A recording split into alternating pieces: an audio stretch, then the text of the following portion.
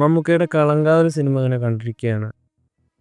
First ഹാഫിൻ്റെ തുടക്കത്തിൽ തന്നെ മമ്മൂക്കയുടെ പീക്ക് വില്ലനിസം കാണിച്ചിട്ടാണ് സിനിമ തുടങ്ങുന്നത്. കളങ്കാവൽ സിനിമയ്ക്ക് ഒരു കിടിലൻ ഫസ്റ്റ് ഹാഫാണ് ഉള്ളത്.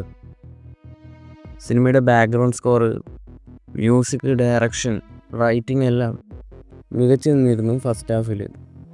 വിനായകൻ്റെ ഇൻട്രോയ്ക്കൊക്കെ തിയേറ്ററിൽ വൻ കയ്യടിയായിരുന്നു. സൈനൈഡ് മോഹൻ എന്ന റിയൽ ലൈഫ് ക്യാരക്ടറുമായിട്ട് കുറച്ചധികം സാമ്യങ്ങൾ മമ്മൂക്കയുടെ ഈ സിനിമയിലെ കഥാപാത്രത്തിനുണ്ട്. മമ്മൂക്ക ഈ ഒരു സിനിമയിൽ ചെയ്യുന്ന ക്യാരക്ടർ നെയിം പോലും ഒരു സസ്പെൻസാണ്.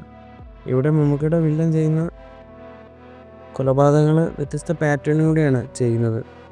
അതിലൊന്ന് സൈനൈഡ് മോഹൻ്റെ സൈനൈഡ് ഉപയോഗിച്ചുള്ള കൊലപാതകമുണ്ട്. അതുപോലെ പല സംഭവങ്ങൾ എടുത്തിട്ടാണ് ഈ ഒരു സിനിമയിൽ മമ്മൂക്കയുടെ കഥാപാത്രത്തിനെ സൃഷ്ടിച്ചിരിക്കുന്നത്.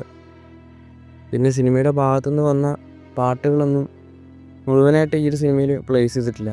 1-2 സോങ്സ് മാത്രം കാറിലിരിക്കുമ്പോഴും ബസ്സിലിരിക്കുമ്പോഴൊക്കെ പഴയ വിൻറ്റേജ് ഇളയരാജ പാട്ടുകൾ പോലെ തോന്നും.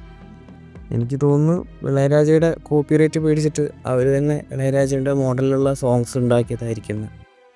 ഇനി ഇളയരാജയ്ക്ക് കോപ്പിറൈറ്റ് ആയിട്ട് വരാനും പറ്റില്ലല്ലോ. ഫസ്റ്റ് ഹാഫ് കഴിഞ്ഞ് ഇൻ്റർവെൽ ഭാഗത്ത് ഒരു കിടിലും പഞ്ചൊക്കെ ഉണ്ട്.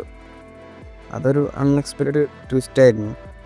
ഈ വർഷം മലയാളത്തിൽ നിന്ന് സിനിമകളിൽ ഒരു മികച്ച ഇൻ്റർവെൽ പഞ്ച് തന്നെയാണത്.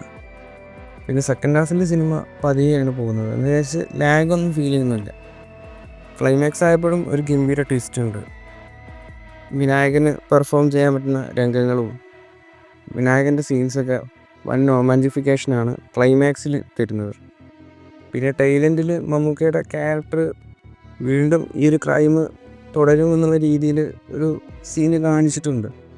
പക്ഷെ അത് എനിക്ക് അത്ര വർക്കായില്ല. മമ്മൂക്കയുടെ ഫാൻസിനൊക്കെ ഒരു സംതൃപ്തി വരാൻ വേണ്ടി ചെയ്തതായിരിക്കാം. പക്ഷെ ആ ഒരു ക്യാരക്ടറിന് പെർഫെക്റ്റ് ആയിട്ടുള്ളൊരു എൻഡിങ് നേരത്തെ കൊടുത്തിട്ടുണ്ട്. അങ്ങനെയുള്ളൊരു സീനൊക്കെ അവിടെ നടന്നിട്ടുണ്ട്. അത് നിങ്ങൾക്ക് സിനിമ കാണുമ്പോൾ മനസ്സിലാവും. എന്തായാലും കൊടുക്കുന്ന പൈസയ്ക്ക് വർത്തായിട്ടുള്ളൊരു മസ്റ്റ് വാച്ച് തിയേറ്ററിക്കൽ എക്സ്പീരിയൻസ് തന്നെയാണ് കളങ്കാവൽ.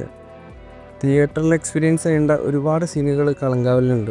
അപ്പോൾ നിങ്ങൾ സിനിമ കണ്ടിട്ടില്ലെങ്കിൽ സിനിമ എന്തായാലും തിയേറ്ററിൽ കാണാൻ ശ്രമിക്കുക. ഒരുപാട് വയലൻസ് രംഗങ്ങളൊക്കെ സിനിമയിലുണ്ട്. എന്നിട്ട് പോലും ഫാമിലി ഓഡിയൻസൊക്കെ സിനിമയ്ക്ക് നന്നായിട്ട് കയറുന്നുണ്ട്. ഞാൻ പോയ തിയേറ്ററിൽ കുറച്ചധികം ഫാമിലീസൊക്കെ ഉണ്ടായിരുന്നു. അപ്പോൾ പുതിയൊരു സിനിമയുടെ റിവ്യൂ ആയിട്ട് അടുത്തൊരു വീഡിയോയിൽ കാണാം.